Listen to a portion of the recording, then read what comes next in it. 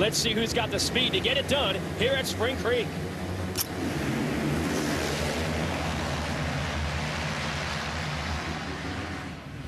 And it's the Honda boys. Barcia on the 51 and his teammate Canard on the 41. Barcia gets the motorcyclesuperstore.com whole shot. And Josh Grant on that Toyota Yamaha, notorious for being great off the start. He was there on the outside. He got pushed off the track. And here come the two Ryans, first and second points. Oh! Villopoto is down and down hard. And now he's in trouble because he's afraid if he gets back on the bike, the rest of the field's going to come through, might get hit. So he's got to be careful getting up.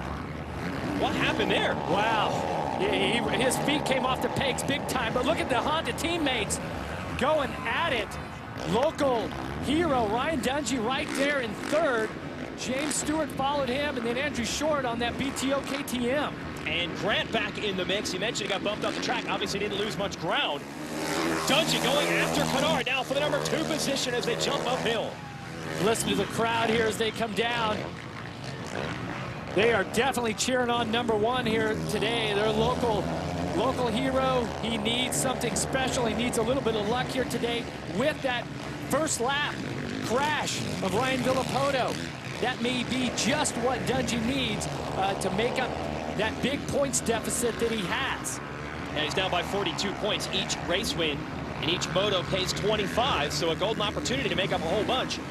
But first things first, he's got to try to get to the first place position, and that's not going to be easy.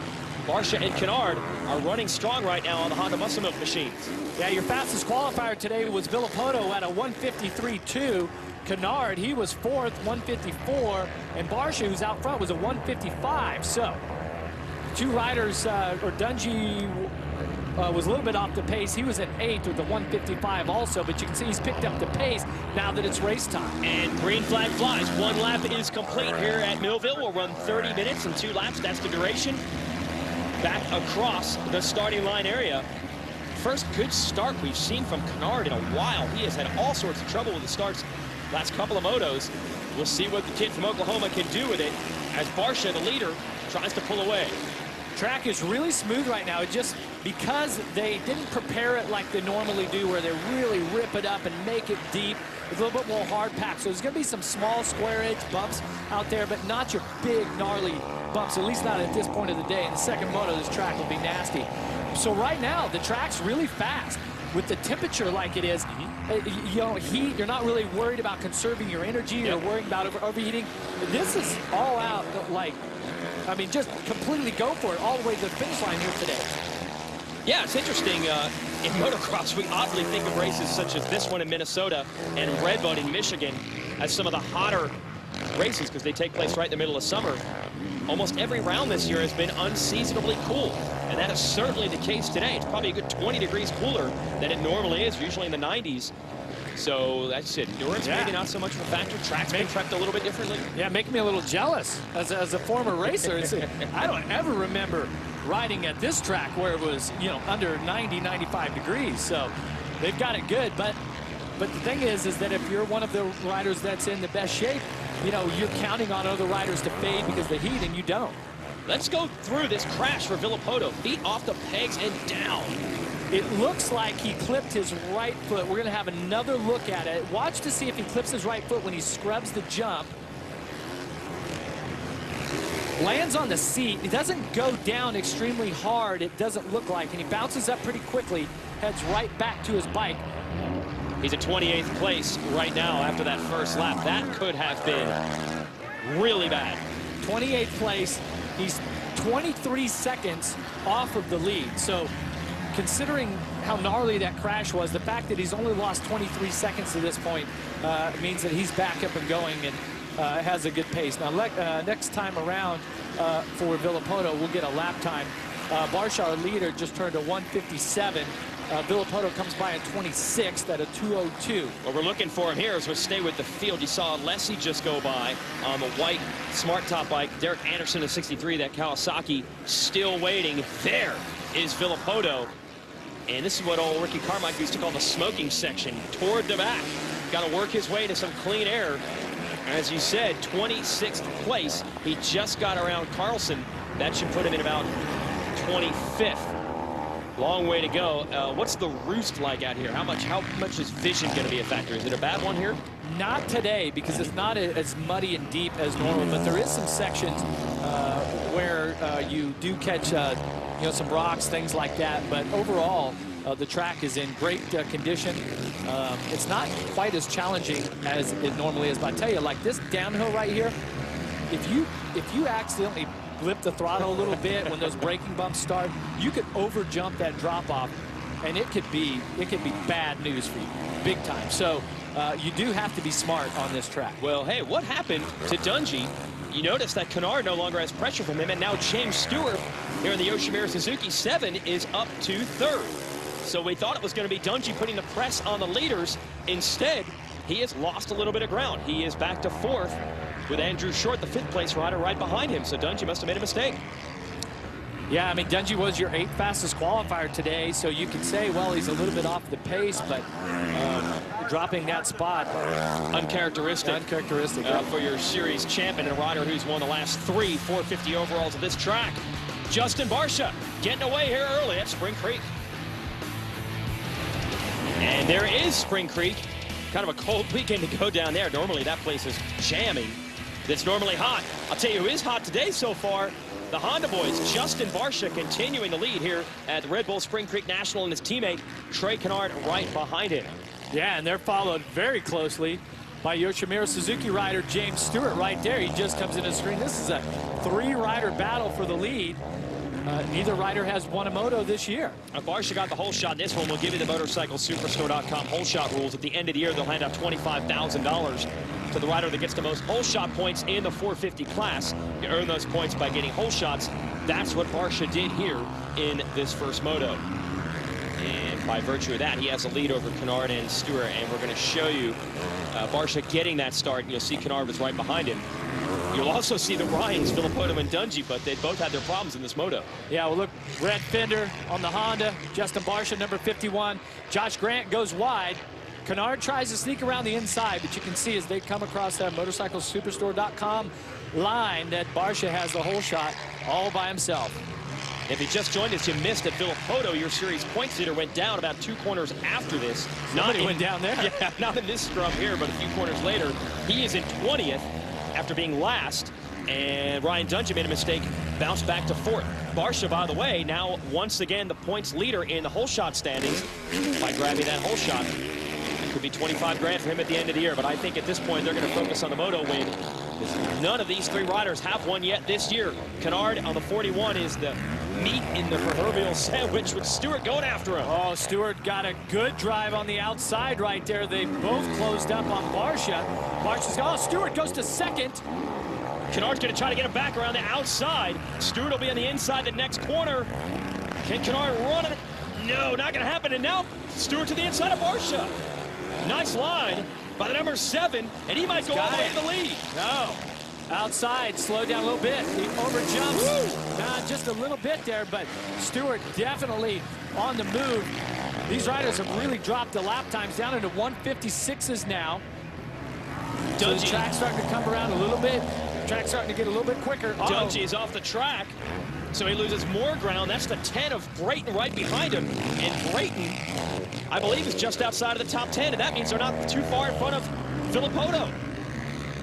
Back to our leaders, it's still Barcia, Stewart, and Canard. This is great racing. You take the 2 Ryans out of it. Stewart stalls stalls. Manages to get a bump started, perhaps with an assist. Yeah, because the bump provided by Canard. So they didn't lose too much ground there. Yeah, you have to think that James Stewart sees this as a great opportunity. Looks like he feels great on the bike here today. Obviously knows his competitors, knows that how dominant Ryan Villopoto and Ryan Dungey have both been this season, winning every moto between the 2 of them. Stewart senses this is his opportunity and definitely putting in great effort and good lap times. That opportunity's right there, and both of the Honda riders stand in his way. I think they're all sensing this opportunity. Stewart going after Canard for 2nd, and you see they didn't lose much ground to Barcia. Some of the longer shots, he's still right there despite that mistake from Stewart. Okay, Jason, let's see as they come into the sand section. Going to go over this roller. This is where Villopoto went down. And watch Stewart. He goes to the right, carries all that momentum, switches back to the left, gets high in the gearbox, finds a smooth line, gets next to Canard. He's got him. Got the pass made before they even got to the corner. They were side by side out of this turn the last time around. This time Stewart has the pass sealed and is free to go after Barcia. That's a nice piece of riding there. He really has got those sand whoops dialed in here today. Not bouncing up and down, just getting right on top. And you really have to make sure that you are not, that you don't have the revs of the bike too high. You want the RPM to be really low so the bike drives across the top and doesn't hit that rev limiter, and then the front wheel tends to drop. So Stewart on the move. Such a cool section. Oh, look at this, jumping into the up face, using the power of the engine to pull himself up over that double. I was going to comment, same thing last time around. This section of the track, Canard seems a little bit faster than Stewart, and this is where they came together. This next turn, one lap ago. Oh, look at the inside. Normally, this section's got some pretty good ruts in it. And you can see the riders just sliding the back of the bike around right there. Both riders really laying down a stripe off the rear tire. Canard gets a little too much throttle, you know, coming out of the turn, but didn't really seem to lose that much time. He's still right there, and so is Barcia. And Josh Grant is now fourth. They've had 9 seconds on him. Short fifth, Tickle 6, Sipe 7th. Weimer, Reed, and Malcolm Stewart right now in the top 10. Dungey is 11th. Villopoto is 16th. This soil here at Spring Creek reminds me a lot of how Oklahoma is. That's where Trey Canard is from. That's what the type of soil that he rides on, you know, on a normal weekly basis. So maybe it just has that feel for this soil. Bike set up good. That feel for everybody. They say that Stewart's compound down in Florida isn't too far removed from this, and he's not far removed from the lead. He goes past Barcia, same spot he got Canard. What a line. Look at it, and pulled a couple of bike links even. Oh, but Barcia comes right back down the inside. They call him Bam Bam for a reason. He'll fight you for it. The line doesn't pay off at the end of the section, so Stewart has gotten past both of the Honda riders and is in the lead. Opportunity is there for one of these 3 riders to get their first Moto win of the year, because the Ryans have had their mistakes so far today. Stay with us. Welcome back to Spring Creek here, live motocross coverage on Fuel TV. A great battle for the lead. James Stewart, Justin Barcia, Trey Canard are going at it here in Moto 1. I want to remind you that after the Demetrius Johnson and John Moraga World Flyweight Championship, the exclusive post-fight coverage begins on Fuel TV Live. It's the UFC post-fight show tonight at 10 Eastern only on Fuel TV. And we have a fight for the #1 spot. Jeff, the way Stewart got by Barcia and Canard in the whoops, he thought he would take off, but I think the rest of the track, the Honda boys got some lines dialed in. Yeah, they look great on the rest of the track. They had the line choice going through those sand whoops was not right. You noticed as we came back from break, they all are using the same section through the sand. Yep, they switched it up. Yep, picked up on the line. Okay, so here is Alessi, and we're showing him because he's in a battle right now that is actually a critical juncture in this race. He's battling Malcolm Stewart for 10th, but not too far behind him. You see the green bike of your Shuri's points leader, Ryan Villopoto, who is down on the first lap of this one and last. So Villopoto is 12th. Stewart on the 32. Lucas Oil Traley Honda 11th. Alessi's 10th. Yeah, and you would think for Ryan Dungey this would have been a golden opportunity. He had that problem. He had dropped back as far as 10. Now he's already back up to 8, so he's making his way back forward in the leaderboard. Now before we went to break, we had the replay of what happened to Dungey. His bike was stopped. What do you think happened there? Well, the fact that he got back going, you know, it's hard to speculate, but sometimes through that sand section, you get one of those big round rocks, maybe gets in the shifter, you know, in the chain and sprocket area, something maybe stalled the bike out. You know, like I said, it's hard to really speculate, but the thing is, he's back and going. Nothing's wrong with the bike. It's going to cost him a little bit of time. Well, it's been managing the mistakes. It's really been the theme this year for the Ryans. They've had a few, but they haven't really had bad results. Let's look at Ryan Villopoto's season so far. Yeah, I mean, 10-time champion Ricky Carmichael has said that you win titles on your bad days. And so for Ryan Villopoto, he's done just that. He's had a couple of 4th place finishes. This is Muddy Creek. goes down on the first lap, comes back to fourth. This is Southwick. He's in the first turn pileup off to your left.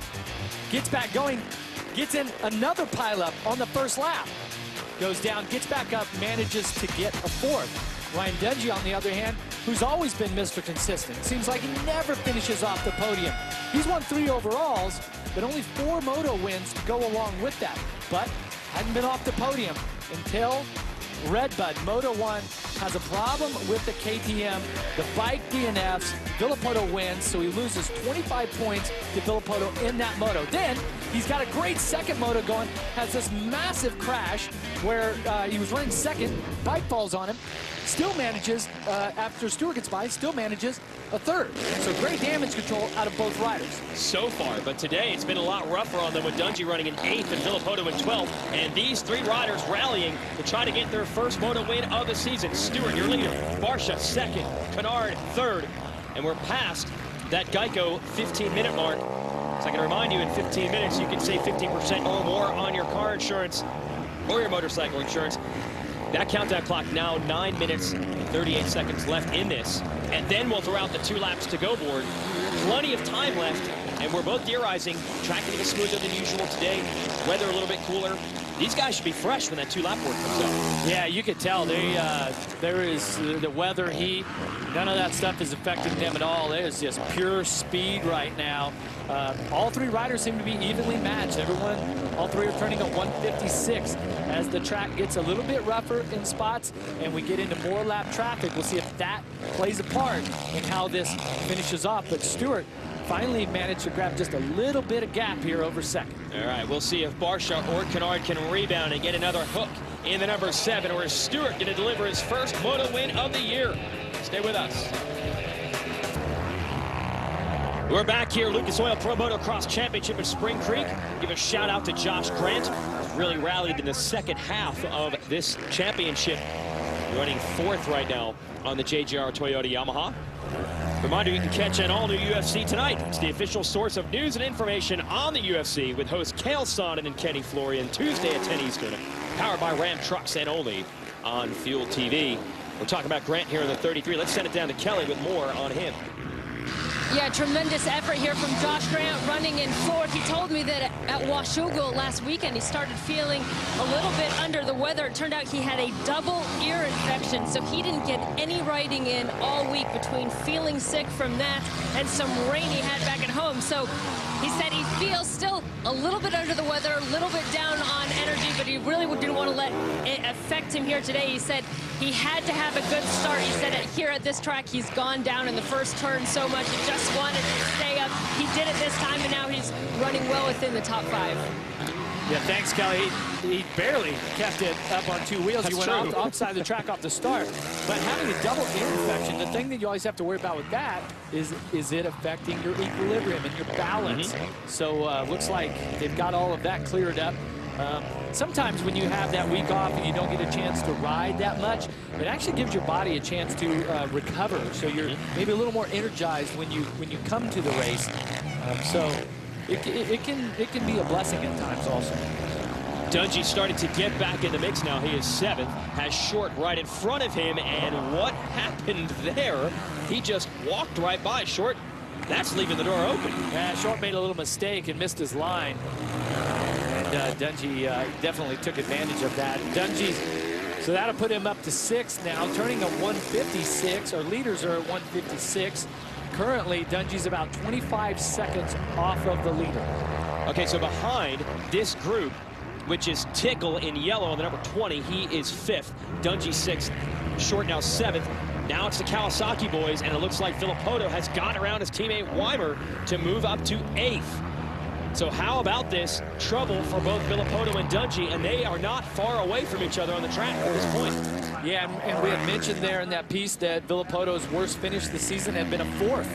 He had done that twice, doing it similar to what he's doing now, having to ride through the pack. Today, it might be a little tougher to get that 4th place because right now he's 32 seconds off of the lead. And Grant sits in 4th, and he's 14 seconds off the lead. Well, allow me to throw a theory at you. The track we're saying isn't ripped up. It's not as deep and rough as it normally is. A lot of times riders say the faster tracks don't separate. the skill level as much. Do you think that might be a factor, that this track, it doesn't allow a rider like Villopoto to gain as much? It's not quite as rough? Because it's faster. No? I would say that it more has to do with the cool weather and that taking that fitness element, maybe decreasing the importance of it. I'm not saying it's not important or that the track's not rough, but you know, it's not as important as on a super hot day where right now you're just, you know, you're really hating it physically. Yeah, and that's where Villopoto and Dungey often do their best damage in those conditions. Go back to your leader, James Stewart. Still not off the hook. Barcia is second, only 1.5 seconds behind him. And then Canard only about a second further back. So one little mistake out of Stewart, and it could change in a hurry. Remember, Stewart appeared to have a moto win in hand at Southwick about a month ago and crashed all by himself out front. So Barcia knows if he keeps the heat on, it could pay off. They are close. Yeah, Stewart also had that issue at High Point when he was leading. So the pressure is on now. Stewart's been in this you know, a position before. The crowd here at Spring Creek being treated to an awesome race. Oh, yeah. I'm sure that they anticipated this being Brian Dungey and Ryan Villopoto. I know I did. But this is awesome to see these three riders here out front battling like this. All right, we're within the 2-minute warning, and then we'll have 2 laps to go. So about 4 laps, I'd say, for Barcia and Canard to try to make something happen. And they are still in the picture. This is going to be a fantastic finish at Spring Creek. The motivation is obvious. It would be the first moto win of the year for any of these 3 riders. Who's going to be the one to take it? Stay with us from Millville. Battle is on for the lead. Trey Canard trying to get James Stewart for the #1 spot here at Spring Creek. Justin Barcia was in second about half a lap ago. Barcia had a gnarly near crash, managed to save it. He's still third as these two furiously go at it for the #1 spot. They have been side by side for a quarter of the track. Stewart slams the door. Canard, oh, here he is trying to get an inside line there. Canard feeling the flow right now. He is really aggressive, and he has picked off his teammate Barcia. Look at him just cutting the lines, trying to get power to the rear tire. He can go anywhere he wants and manage to stay right with Stewart, who edges him off to the left side of the track again. Stewart doing a good job riding defensively, shutting the door. The fans here are going nuts. Unbelievable action. Canard seems to go outside, inside. Stewart seems to block the line. Now, this is the finish line jump that Jason just talked about. Last lap around, Barcia comes over that completely sideways, gives up second position. Canard's taking advantage of that. Now he's put all the pressure on Stewart. And Canard also has a different line through the sand whoops. Let's see if he can jump in there and block Stewart's line. It's amazing how much the track has changed. Remember these sand whoops? That's where Stewart made the pass on Canard about 20 minutes ago. Now Canard might be the faster rider through it. Let's see how the lines play out. Oh, Stewart goes back to the inside and blocks it. They both are going to... Now Stewart's switching his line up. Canard sticking with his original line. He's close, though. In fact, they're side by side, and there's a lap rider. Stewart's going to have to deal with that and Canard at the same time. And there's not enough room for Canard to thread the needle. Wow. Okay, Canard was really quick through here last time around. Back to the inside. They got close. It was the Russian Mikolov, by the way, who they had to lap through the sandwich. Wow. Canard again pulls up beside Stewart. Now he'll be on the inside. They're going to jump downhill. I didn't think it was possible for anyone to scrub the bike lower and harder than what Stewart does. Canard all over the place right now. I've not seen him ride this aggressive and on this much of the edge all season long. So a Honda rider definitely has things dialed in here at Spring Creek, and Stewart so far has withstood the storm. As Stewart has put the bike everywhere Canard wants to go. Just blocking him right now. It's not dirty, it's just good racecraft.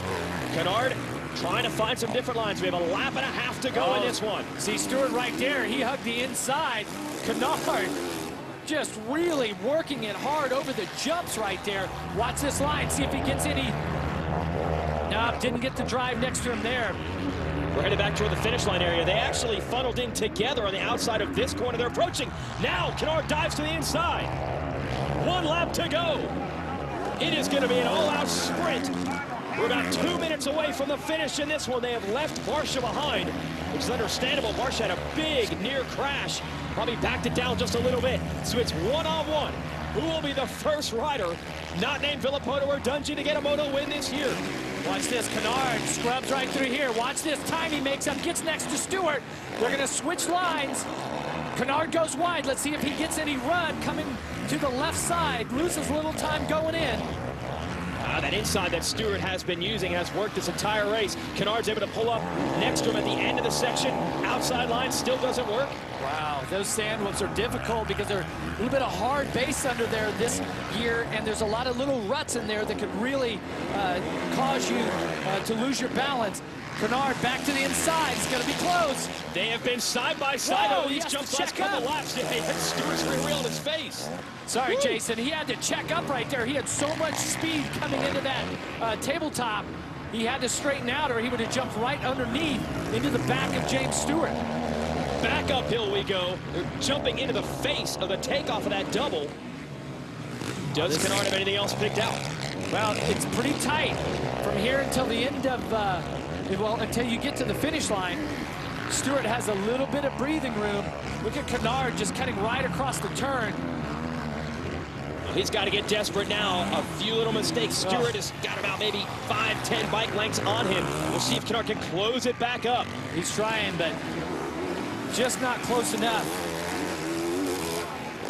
Stewart's been at this game a long time. He's been pro since 2002. He has been through some wars, and he was able to put the bike everywhere Canard wanted to make a pass on him. Let's see if this works. Last corner. Stewart is going to be on the inside. Last time, he was on the outside. And Stewart holds on to take the Moto win. Canard right next to him. And a thumbs up to each other. Great racing right down to the checkered flag. Barcia is going to take third. Now we put our focus back on the title contenders. Look how close they are. Dungey is in 5th behind Grant. And Villopoto's in 6th. Looks like Dungey's going to have to settle for this. And Villopoto will, in 6th, will be his worst finish of the year. But wow, what great damage control for both of our points leaders after having tremendous setbacks. Well, James Stewart has been consistently on the podium as of late, but your first Moto win of the season. James, does this feel like a long time coming? I mean, yeah, I mean, especially for me, my family, my team, my fans, it's definitely nice. I had to work for that. Had a good pace going in the beginning, and when I got out front, it's been a while since I've been up there actually leading the race. Got a little tight, but Trey rode good. I couldn't tell who it was. I think he got around Justin and saw some of my lines. I had some good lines in the beginning, but I was just waiting for something bad to happen, but it's nice not to. Talk about that battle with Trey that lasted up until the final corner. How tough was it to defend him? Well, it was tough. You know, when I was in 2nd place, it was almost a little bit like when he would break, I would get into it. And good job, son. Thank you. He would break, and I knew it was a little bit easier, but hey, a win's a win, and at this point, that's all I could take right now. All right, a late birthday present for Dad. Congratulations, James. I'm only a week late, so it's all right. Earlier today, Trey Canard told me this is as good as he's felt all season, and it certainly showed. I know you would have liked to be on the winning end of things, but how fun was that battle with James Stewart? All the way to the end. You know, it doesn't get much better than that. Only, you know, getting the win would be better, but, you know, I'm just grateful to be here. I haven't had a race like that this season, and just grateful for the whole Muscle Milk team and the Lord Jesus Christ. I'm grateful. It's fun to be racing, and hopefully I can continue to keep going and get that win before the series is over. Yeah, you said you love this place, this track here at Millville. How do you take this solid finish here 2nd and bring it into a good result in Moto 2? I don't know. I think gate position is going to help a lot. I think you know, getting confidence and getting a good start with Justin, that was huge. Both of our bikes were up front, and I think that's a big booster, and hopefully we can carry that into Moto 2, and that's going to help a ton. Great job. Thanks, Trey. Thank you. Justin Barcia got the whole shot. You held on for a podium finish. You said you had to make some big changes headed into this Moto. Were you happy with where the bike's at now? Yeah, definitely. No, the team did a great job. The whole Honda Muscle Milk guys, they got the bike better. I've been struggling a lot, so that was great. Got off to a great start. You know, I want to win bad, and those guys were going really fast. It was a good race. Almost tossed it away there towards the end, but good race, and it was fun. Thank you, Justin. The all-new Geomax MX34 is the latest result of Dunlop's ongoing development with the help of top motocross pros. The all-new Geomax MX34 is the new industry standard for soft to intermediate terrain. Experience the advantage